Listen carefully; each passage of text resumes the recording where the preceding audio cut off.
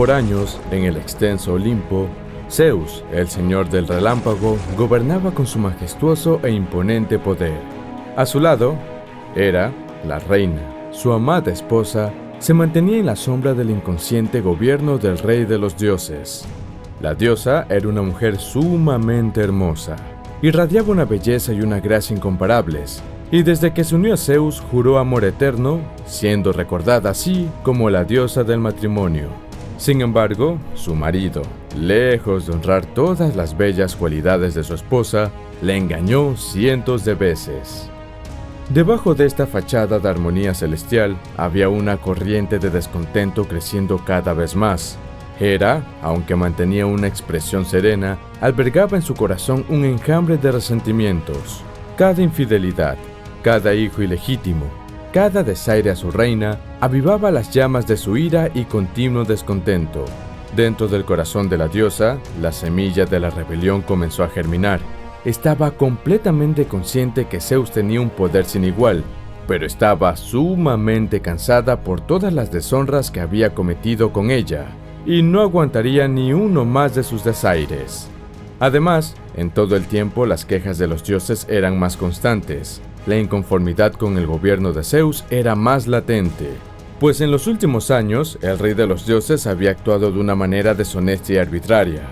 Con una determinación silenciosa, comenzó a conspirar en contra de su injusto esposo, y empezó a tejer un malvado plan de traición.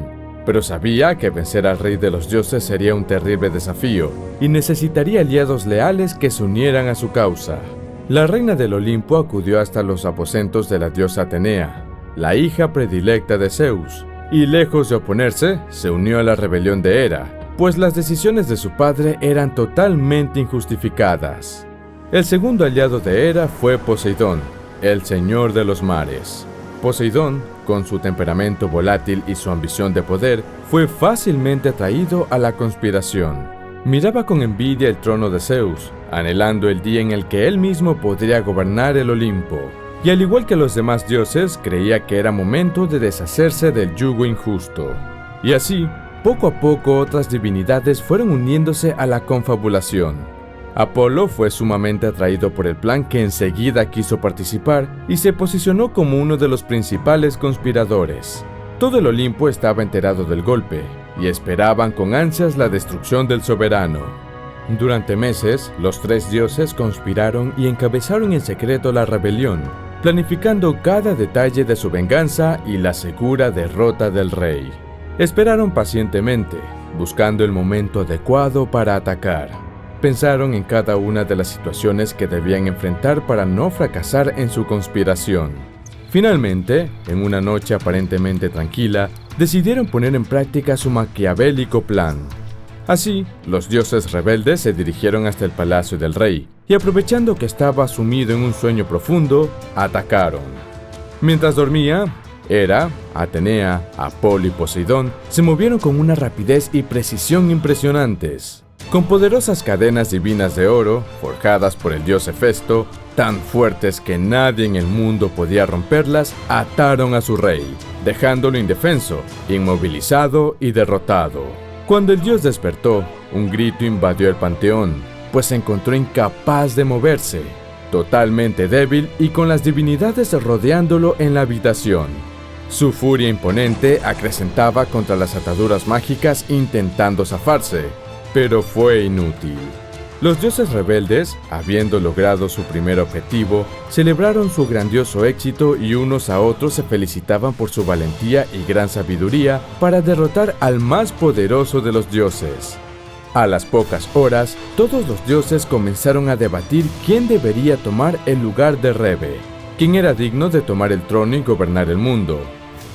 Atenea, con su sabiduría inigualable, reclamaba el trono, mientras que Poseidón, con su dominio del mar, se oponía a tal idea.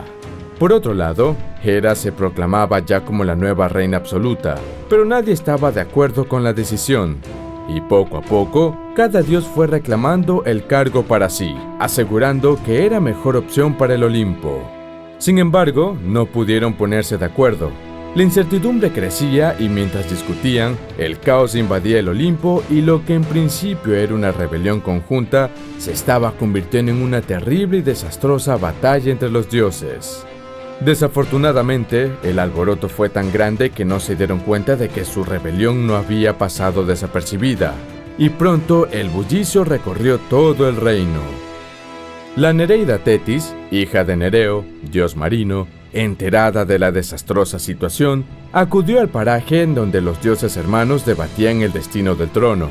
Tetis atendió que la disputa era sumamente grave y que pronto desencadenaría una guerra llena de caos, muertes y destrucción que incluso podría acabar con el mundo. Así, preocupada, corrió a buscar ayuda. Pensaba que el único que podía resolver esta terrible revuelta era el mismísimo Zeus, por lo que reflexionó su rescate. La Nereida buscó a Briario, el gigante de 50 cabezas y 100 brazos, leal servidor de Zeus, para salvarlo de la rebeldía de su esposa. Al ver a su señor en peligro, no dudó ni un instante. Con un rugido que resonó por todo el Olimpo, se lanzó hacia los dioses rebeldes, quienes al ver la escalofriante presencia de la monstruosa criatura, se quedaron totalmente paralizados. Sin embargo, incluso con su fuerza descomunal, no pudo enfrentarse a ellos por sí mismo. Así que, con una velocidad y con golpes que despejaban su camino, corrió hacia el dios prisionero, y utilizando su asombroso poder sobrenatural, rompió las cadenas que ataban a su rey, liberándolo al instante.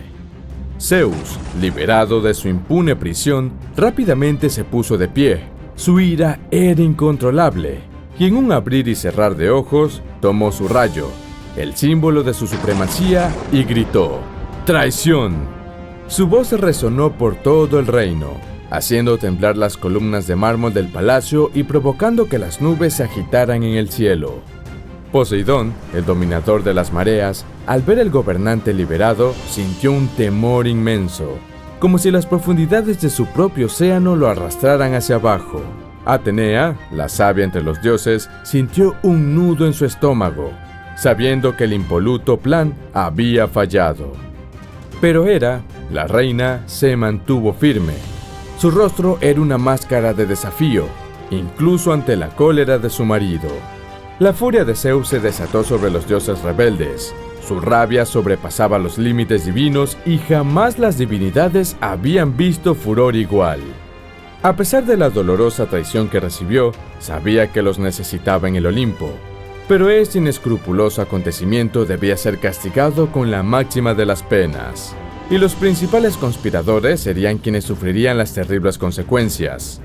Poseidón y Apolo fueron condenados a pasar 1 año en la tierra. Entre los mortales, lejos del Olimpo, debían presentarse al servicio de Laomedón, rey de Troya, para la construcción del gran muro infranqueable que rodearía la ciudad. Atenea, la estratega, en cambio, fue brevemente perdonada debido a su lugar como la favorita de Zeus. Sin embargo, fue advertida severamente. Finalmente, para Hera, la instigadora principal, reservó un castigo mucho más severo. Fue colgada del cielo con anclas de oro atadas a sus tobillos, suspendida entre el cielo y la tierra, y con su orgullo herido visible para todos los dioses. A pesar de la gravedad de su castigo, Hera no emitió ningún sonido de dolor, y su desafío estaba aún ardiendo intensamente en sus ojos. El Olimpo, una vez paraje de risa y camaradería, se había convertido en un escenario de traición y castigo. Los dioses, aunque liberados de la tensión de la rebelión, no pudieron evitar sentir la gravedad de lo que había ocurrido. Finalmente, después de lo que pareció una eternidad, el monarca de los dioses le brindó una salida para el perdón de su esposa. Hera fue liberada de su terrible y doloroso castigo, después de que jurara de rodillas ante su consorte que nunca volvería a rebelarse y que siempre respetaría su mandato. Así el Olimpo volvió a una calma inquieta. Hera, aunque había sido liberada y volvió a su posición como reina, llevaba la marca de su humillación con una quietud dolorosa. Su sonrisa se había vuelto más fría, sus ojos más duros. Sin embargo, la llama de su desafío nunca se apagó. El soberano del Olimpo volvió a su trono con un nuevo sentido de vigilancia. Su confianza se había visto sacudida, su autoridad desafiada, pero prometió ser un líder mucho más justo, un Dios más sabio.